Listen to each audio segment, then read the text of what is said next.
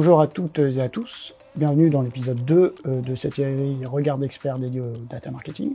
Dans le premier épisode, on s'était concentré sur la partie nettoyage de la donnée. Là, nous allons aborder le sujet de l'enrichissement.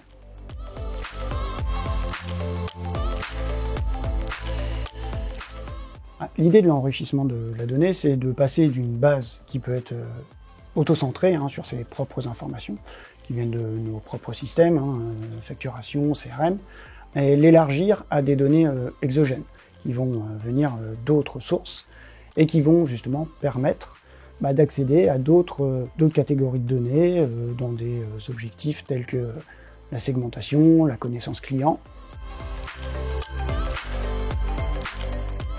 L'idée, c'est vraiment ça. C'est en fait d'arrêter d'être trop centré sur ses propres données et d'accéder à des sources externes. Alors, ces sources externes, à quoi elles vont servir? Par exemple, prenons le cas d'une segmentation. Si on ne reste que sur ses propres données clients, on va généralement segmenter sur les données de chiffre d'affaires, de vente qu'on va avoir avec nos clients. L'intérêt de l'enrichissement, c'est de venir compléter ces données par des données qui vont permettre d'élargir le spectre et la cible d'information. Dans le cas d'une segmentation, on va segmenter à la fois sur ces données clients, on permet d'identifier un profil type client, ceux qui réalisent beaucoup de chiffre d'affaires chez nous, en complétant cette base de données avec des informations externes, je ne sais pas, secteur d'activité, zone géographique, on va pouvoir avoir un profil type. Ce profil type d'entreprise cliente, on va pouvoir derrière l'extrapoler et accéder à l'ensemble des entreprises grâce à ces données qui sont exogènes.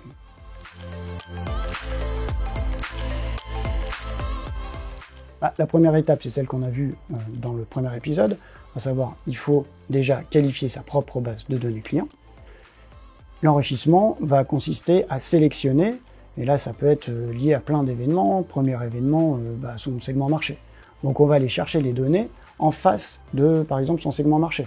Quel secteur d'activité je vise, quelle taille d'entreprise je cible.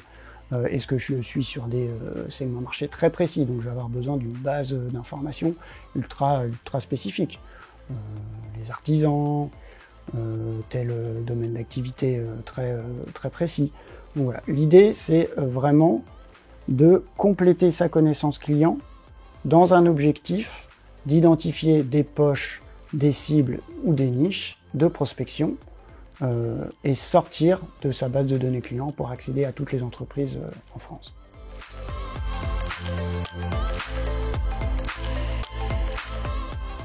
Il y a deux grands avantages. Le premier, c'est de sous-traiter tout ce qui va être nettoyage, cleaning et traitement d'informations. On peut accéder à beaucoup de sources de données aujourd'hui, open data, sources publiques, sources privées.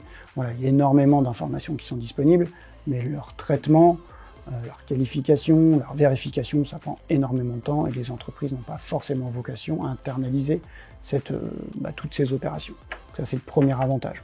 Le deuxième avantage, c'est d'accéder à des informations qu'on ne connaît pas forcément. Puisqu'il y a pas mal de sources publiques, encore faut-il les connaître, savoir les exploiter et savoir les interpréter.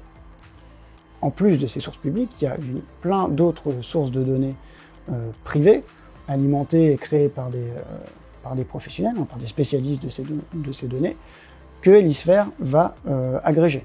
Puisque Elisphère, en tant que fournisseur de données, en tant qu'agrégateur, évidemment, dispose d'un panel de partenaires assez conséquent et se charge justement de l'agrégation, du nettoyage et de la mise à disposition. Ça va permettre d'accéder à des données justement qui vont être très spécifiques et qui vont répondre à des besoins et à des entreprises sur des marchés cibles très précis.